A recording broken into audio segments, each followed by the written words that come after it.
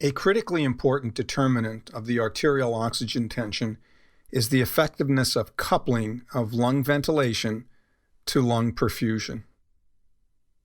But not all parts of the lung are equally ventilated and perfused. The relationship between ventilation and perfusion in a lung region is expressed as the ventilation-perfusion ratio, expressed as V dot/Q dot. When breathing room air at an FiO2 of 0.21, an alveolus with 1 unit of ventilation and 1 unit of perfusion has a VQ of 1, an alveolar oxygen tension of 100, and an alveolar carbon dioxide tension of 40. Now let's imagine one extreme of ventilation-perfusion mismatch. An alveolus is perfused but not ventilated. That is, has a VQ of 0. Here, since no external air can enter and the alveolar gas equilibrates with mixed venous blood in the capillary, the alveolar gas pressures are the same as in mixed venous blood returning to the lungs. Alveolar oxygen tension of 40 millimeters of mercury and alveolar carbon dioxide tension of 45 millimeters of mercury. In another extreme case of a ventilation-perfusion mismatch, the alveolus is ventilated but not perfused. That is, VQ is infinity. In the absence of blood flow to the unit, the alveolar gas pressures are the same as inspired air. That is, an alveolar oxygen tension of about 150 millimeters of mercury and an alveolar carbon dioxide tension of nearly 0. It's useful to think about a range of VQ relationships throughout the 300 million alveoli in the normal lung. There actually is a spectrum of VQ relationships throughout the lung, created by normal physiologic relationships that dictate regional blood flow or perfusion and ventilation. It's the gradients for ventilation and perfusion in the normal lung that create variation in these variables. It's useful to understand how ventilation and perfusion gradients arise in the lung and contribute to adverse effects on gas exchange in disease. In the upright lung, more ventilation goes to the lung base than to the lung apex. As another way of looking at this, we can plot the relationship between ventilation and rib number. In regions of the lung corresponding to lower rib numbers, that is, more apical regions, ventilation is less than in basilar regions.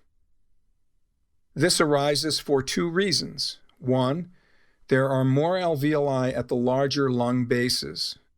And two, the basilar alveoli are less stretched than the apical ones and can give more with inflation, that is to say, they are more compliant.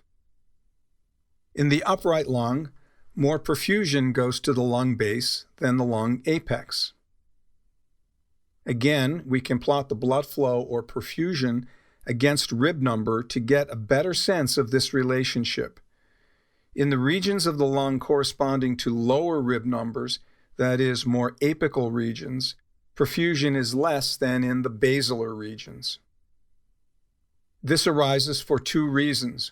One, there are more alveoli and pulmonary blood vessels at the larger lung bases, and two, gravitational effects on pulmonary blood flow favor perfusion at the lung bases. As we've just seen, the apical-basal gradients for ventilation and perfusion are in the same direction, with greater ventilation and perfusion at the bases. However, the magnitudes of changes in each from base to apex are different, with the slope of the perfusion curve steeper than that for ventilation. So there is more perfusion than ventilation at the bases, and there is greater ventilation than perfusion at the apices. So if we now plot the VQ ratio against rib number, we can see the ratio increases from base to apex, producing the distribution of alveolar oxygen tension based on this distribution of VQ ratios, with higher P alveolar O2 in apical regions and lower P alveolar O2 in basal regions. The modest imbalance between ventilation and perfusion in normal individuals accounts for the small alveolar arterial oxygen gradient routinely measured with an arterial blood gas analysis. In disease states, VQ relationships throughout the lung may be profoundly altered, creating abnormal gas exchange, especially for oxygen. In particular, regions of the lung characterized by a VQ of less than 1.0 contribute to hypoxemia and widening of the alveolar arterial oxygen gradient. In fact, the impact of disruption in the relationship between ventilation and perfusion on arterial oxygen tension in lung disease is significantly greater than the effects of other pathophysiologic derangements, for example, diffusion block or hypoventilation. So I hope you liked this video. Absolutely make sure to check out the course this video was taken from and to register for a free trial account which will give you access to selected chapters of the course. If you want to learn how MedMastery can help you become a great clinician, make sure to watch the About MedMastery video.